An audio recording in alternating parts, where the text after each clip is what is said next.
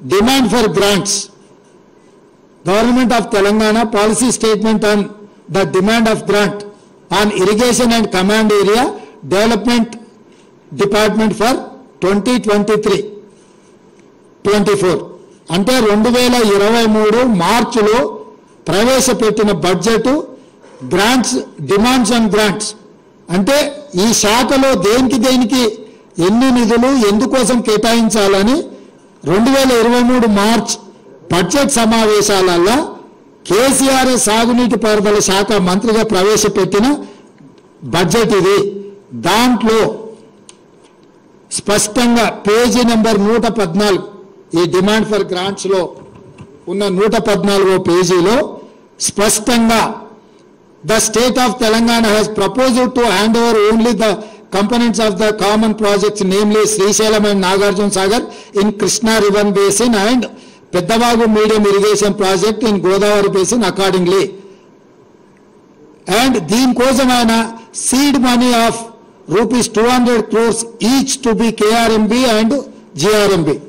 ఈ రెండు ప్రాజెక్టులను హ్యాండ్ ఓవర్ చేస్తే వీటి నిర్వహణ కోసము కృష్ణా రివర్ మేనేజ్మెంట్ బోర్డుకు 200 కోట్లు, గోదావరి రివర్ మేనేజ్మెంట్ బోర్డుకి ఇంకొక 200 కోట్లు స్పష్టంగా ఈ నిధులను కేటాయించుకుంటూ 2023 మార్చి బడ్జెట్లో 400 కోట్ల రూపాయలు హ్యాండ్ ఓవర్ చేసిన వాటిని నిర్వహించడానికి ఈ బడ్జెట్లో స్పష్టంగా పొందుపరిచారు. అంటే 2023 బడ్జెట్లోనే గోదావరి కృష్ణా రివర్ మేనేజ్మెంట్ బోర్డులకు ఈ ప్రాజెక్టులను హ్యాండ్ ఓవర్ చేసిన తర్వాత నిర్వహించడానికి అయ్యే ఖర్చులకు 200 కోట్లు 400 కోట్ల రూపాయలను కేటాయించడానికి ఇగో చంద్రశేఖరరావు చీఫ్ మినిస్టర్ బుక్ మీద కింద పేరుంది.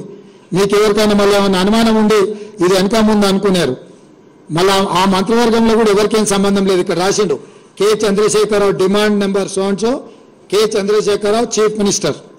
ఈ పుస్తకంలోనే 114వ పేజీలో కృష్ణా రివర్ మేనేజ్మెంట్ బోర్డుకు కృష్ణా నది మీద ఉన్న ప్రాజెక్టులను స్వాధీనం చేయడం, గోదావరి నది మీద ఉన్న గోదావరి ప్రాజెక్టులను హ్యాండ్ ఓవర్ చేయడానికి చంద్రశేఖరరావు స్పష్టంగా నిధులను కేటాయించిన విషయం. ఇది 2014లో మొదలై 2023 వరకు జరిగిన వివిధ సందర్భాలలో చంద్రశేఖరరావు ముఖ్యమంత్రిగా, సాగునీటి పారుదల శాఖ మంత్రిగా, హరీష్ రావు సాగునీటి పారుదల శాఖ మంత్రిగా, ఆ తర్వాత ఆర్థిక మంత్రిగా, అంటే మొత్తం వ్యవహారము హరీష్ రావు 5 ఏళ్ళు సాగునీటి పారుదల శాఖ మంత్రిగా ఉన్నప్పుడు చంద్రశేఖరరావు ముఖ్యమంత్రి ఉండు.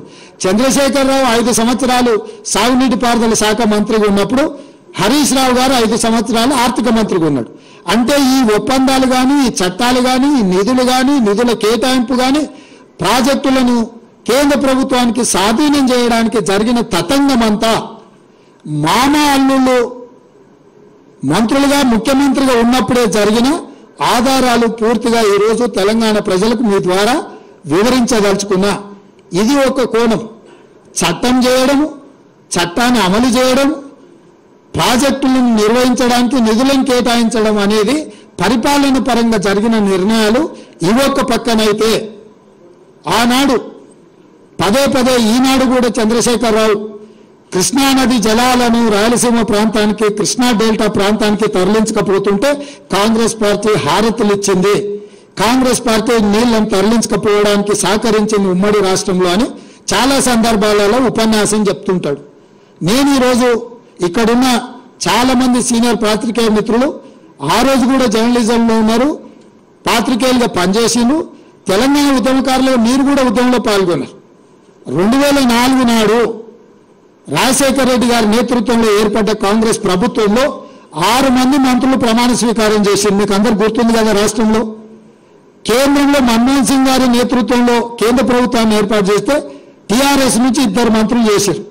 ఒక ఆయన పేరు కల్వకుంట్ల చంద్రశేఖరరావు, ఇంకొక నాయకుడి పేరు ఆలయ నరేంద్ర గారు. రాష్ట్రంలో 6 మంది మంత్రుల హరీష్ రావు ఒక మంత్రి. 6 మంది మంత్రుల్లో నాయని నరసింహారెడ్డి గారు కూడా మంత్రిగా ఉండి కడప జిల్లా ఇన్ఛార్జ్ మంత్రి. 2004లో కాంగ్రెస్ నేతృత్వంలో ఏర్పడ్డ ప్రభుత్వంలో ఆనాడు టీఆర్ఎస్ పార్టీ భాగస్వామ్యము మంత్రివర్గంలో ప్రభుత్వంలో. ఆ ప్రభుత్వంలో 6 మంది మంత్రులలో హరీష్ రావు ఈరోజు పెడబొబ్బలు పెట్టి హరీష్ రావు గారు మంత్రిగా ఉండడమే కాదు, నాయన నరసింహారెడ్డి గారు కడప జిల్లా ఇన్ఛార్జ్ మంత్రి. 11,000 క్యూసెక్కులతో ఉన్న పోతిరెడ్డిపాడు, యాక్చువల్గా పోతిరెడ్డిపాడు కానీ తెలుగు గంగ కానీ ఒకటి 15 టీఎంసీలు ఒక ప్రాజెక్టుకు, అదేవిధంగా చెన్నైకి నీళ్లు పంపించే తెలుగు గంగ ప్రాజెక్టుకు 17 టీఎంసీలు 19 టీఎంసీలు మొత్తం కలిపి కేవలము కృష్ణానది జలాల నుంచి శ్రీశైలం ప్రాంతం నుంచి వాడుకోవడానికి కేటాయించింది 34 టీఎంసీలే. 11,000 క్యూసెక్స్తోని ఉన్న పోతిరెడ్డిపాడును పెద్దగా చేయడానికి నిర్ణయం తీసుకున్నప్పుడు నాయన నరసింహారెడ్డి గారు, హరీష్ రావు గారు, ఆనాటి చంద్రశేఖర్ గారు, విజయరామారావు గారు, కెప్టెన్ లక్ష్మీకాంతారావు గారు వీళ్ళందరూ కూడా మంత్రివర్గంలో ఉన్నప్పుడే రాజశేఖర్ రెడ్డి గారు రాయలసీమకు 11,000 క్యూసెక్స్ నుంచి 44,000 క్యూసెక్లకు పోతిరెడ్డిపాడు పొక్కను పెద్దది చేసి నీళ్లు తీసుకుపోయే నిర్ణయం జరిగినప్పుడు రాష్ట్రంలో వీళ్ళు మంత్రులు, కేంద్రంలో కేసీఆర్ మంత్రి. ఈరోజు కాంగ్రెస్ పార్టీ తెలంగాణ నాయకులను దోషులుగా ఆరోపణ చేస్తున్న చంద్రశేఖరరావు, నీ గత చరిత్ర ఒక్కసారి వెనక్కి తిరిగి చూసుకో. పోతిరెడ్డిపాడు ద్వారా అత్యధికంగా నీళ్లు తరలించుకెళ్లాలని నిర్ణయం జరిగినప్పుడు ఆనాటి నీ సహచరుడు నాయన నరసింహారెడ్డి గారే కడప జిల్లా ఇన్ఛార్జ్ మంత్రి. నీ అల్లుడు ఆనాటి మంత్రివర్గంలో మంత్రులు. మీరు ఆనాడు పదవులకు ఆశపడి పెదవులు మూసుకొని రాజశేఖర రెడ్డి గారి దగ్గర లొంగిపోయి తొత్తులుగా ఉండి ఆనాడు పోతిరెడ్డిపాడు పొక్క పెద్ద చేసినప్పుడు కొట్లాడింది కీర్తిశేషులు పి జనార్దన్ రెడ్డి, మరి శశిధర్ రెడ్డి. హైదరాబాద్ బ్రదర్స్గా తెలంగాణకు తీరని అన్యాయం జరుగుతుందని పోతిరెడ్డిపాడు ద్వారా నీళ్లు తరలిస్తే తెలంగాణ ఎడారిగా మారుతుందని కొట్లాడింది తెలంగాణ కాంగ్రెస్ పార్టీ నాయకులు పి జనార్దన్ రెడ్డి, మర్రి శశిధర్ రెడ్డి. మేము అభ్యంతర పెట్టిన రోజు, మా నాయకులు అభ్యంతర పెట్టిన రోజు నువ్వు మా వాళ్ళకు అండగా నిలబడకుండా నువ్వు రాజశేఖర రెడ్డి గారికి అండగా నిలబడి ఆనాడు పదవుల కోసం తెలంగాణ హక్కులను తాకట్టు పెట్టిందే ఈ చంద్రశేఖరరావు. ఇవాళ ఆ 44,000 క్యూసెక్స్ని 80,000 క్యూసెక్స్కి జగన్మోహన్ రెడ్డి మళ్ళీ వచ్చిన తర్వాత వీటిని పెంచడానికి ప్రయత్నం చేసిండు. ఇది పక్కన పెడితే తెలంగాణకు పూర్తిగా ఎడారిగా మార్చే Rayalaseema lift irrigation GORT number 203 ఎన్నడొచ్చింది జీవో?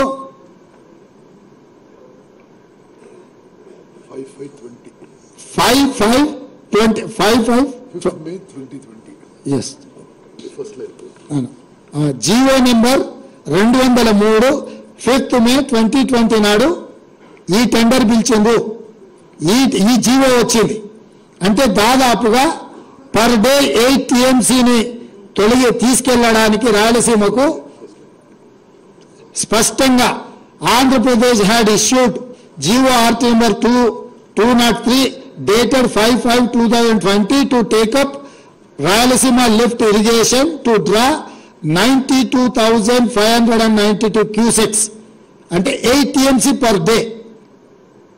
8 TMCలు రాయలసీమ లిఫ్ట్ ద్వారా పోతిరెడ్డిపాడు పక్కనే ఇక్కడి నుంచి నీళ్లు తరలించడానికి ఎఫ్ఆర్ఎల్ లెవెల్ 797 అంటే కుండకు సైడ్ నుంచి బొక్క పెట్టలే, కుండ కింది నుంచి బొక్క పెట్టాడు.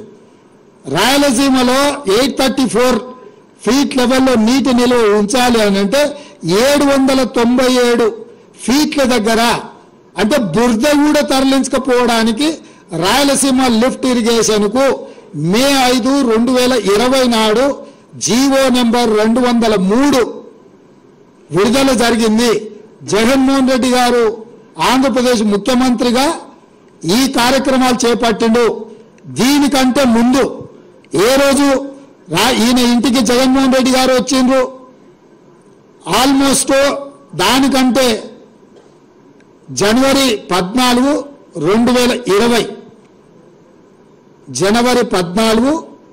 2020 నాడు జగన్మోహన్ రెడ్డి గారు ప్రగతి భవన్లో కేసీఆర్ను కలిసి పంచభక్ష పరిమాణాలు తిని కృష్ణా నది మీద జలాల మీద 6 గంటలు రివ్యూ చేసి కేసీఆర్ గారే జీఓఆర్టీ నెంబర్ 203 2020 నాటిది రాయలసీమ లిఫ్ట్ ఇరిగేషన్కు ప్రగతి భవన్లో కేసీఆర్ జగన్మోహన్ రెడ్డి కూర్చొని 6 గంటలు ఈ మొత్తం సాగునీటి ప్రాజెక్టుల మీద సమీక్ష చేసి రాయలసీమ లిఫ్ట్ ద్వారా పర్ డే 8 టీఎంసీలు తరలించకపోవడానికి కేసీఆర్ అనుమతి ఇచ్చిండ్రు.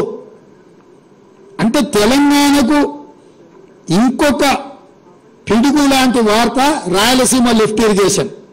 తండ్రి పోతిరెడ్డిపాడు పొక్కబెట్టి 4 టీఎంసీలు పర్ డే తరలించకపోతే కొడుకొచ్చి కేసీఆర్ ఇంటికే వచ్చి ప్రగతి భవన్లో ప్రజల సొమ్ముతో కట్టిన ప్రగతి భవన్లో వీళ్ళిద్దరు పంచపక్ష ప్రమాణాలు తిని 6 గంటలు కృష్ణానది జలాల మీద చర్చలు చేసి రోజుకి 8 టీఎంసీల నీళ్లు రాయలసీమ లిఫ్ట్ ద్వారా తరలించకపోవడానికి కేసీఆర్ అనుమతించి కేసీఆర్ ఇంట్లోనే ఆమోదం పొందిన జీవో 203 మీకు మే 5, 2020 నాడు దీనికి ఆమోదం పొందారు.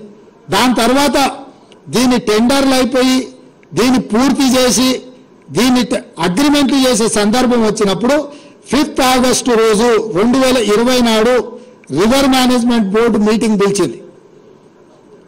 ఆ రోజు మీటింగ్ పోతే ఈ టెండర్ అగ్రిమెంట్ జరగకుండా అభ్యంతరం పెట్టడానికి అవకాశం ఉండే. కానీ 10 తారీఖు నాడు 10/8/2020 నాడు ఈ టెండర్ లాస్ట్ డేట్ ఉండే. 5 ఆగస్టు 2020 నాడు Krishna river management board meeting పిలిచింది కేంద్ర ప్రభుత్వం. 5 తారీఖు నాడు వెళ్ళి ఈ 203 జీవో మీద అభ్యంతరం పెట్టి ఈ టెండర్లను కొనసాగించకుండా టెండర్ల ఒప్పందాలు జరగకుండా టెండర్లను అడ్డుకోవడానికి అవకాశం ఉంటే చంద్రశేఖరరావు గారు 5 ఆగస్టు 2020 నాడు సమావేశానికి పోకుండా ఒక లేఖ రాసిండు. ఏమని?